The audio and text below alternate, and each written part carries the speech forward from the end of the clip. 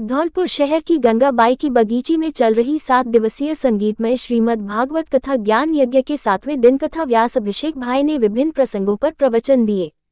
उन्होंने कहा कि 7वें दिन कृष्ण के अलग अलग लीलाओं का वर्णन किया गया।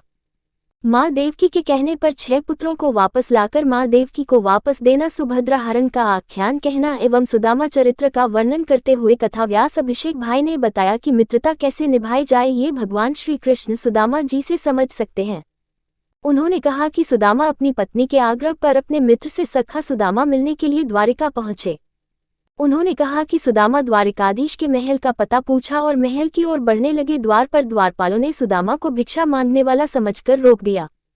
तब उन्होंने कहा कि वह कृष्ण के मित्र हैं। इस पर द्वारपाल महल में गए और प्रभु से कहा कि कोई उनसे मिलने आया है, अपना नाम सुदामा बता रहा है। जैसे ही द्वारपाल के मुंह से उन्होंने सुदामा का नाम सुना, प्रभु सुदामा सुदामा कहते हुए तेजी से द्वार की तरफ भागे। सामने सुदामा सखा को देखकर उन्होंने उसे अपने सीने से लगा लिया।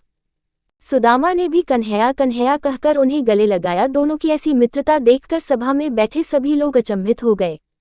कृष्ण सुदामा को अपने राज सिंहासन पर बैठाया हुआ, उन्हें कुबेर का धन देकर मालामाल कर दिया। जब जब भी भक्तों पर विपदा आ पड़ी है, प्रभु उनका तारण करने अवश्य आए हैं। व्यास अभिषेक भाई ने कहा कि सुखदेव जी ने राजा परीक्षित को 7 दिन तक श्रीमद् भागवत कथा सुनाई, जिससे उनके मन से मृत्यु का भय निकल गया। तक्षक नाग आता है और राजा परीक्षित को डस लेता है। राजा परीक्षित कथा श्रवण करने के कारण भगवान के परमधाम को पहुंचते हैं। भागवत कथा के परीक्षित प्रेम मिश्रा और उनके परिजन संतोष मिश्रा, उमेश मिश्रा, पंकज मिश्रा रहे।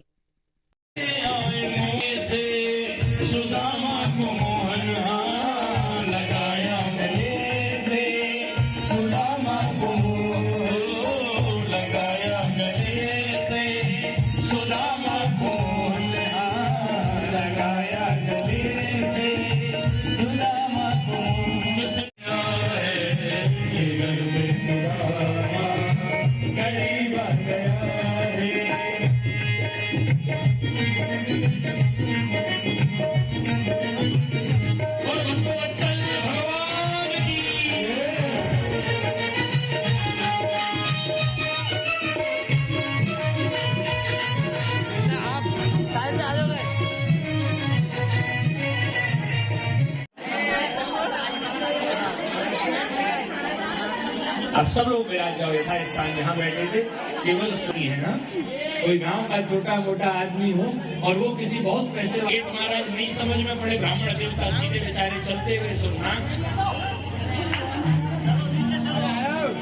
ऐसा वैभव सुदामा जी ने भगवान का।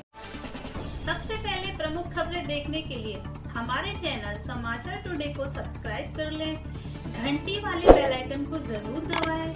आज के लिए बस इतना ही, मिलते हैं अगली खबर में, तब तक के लिए नमस्कार।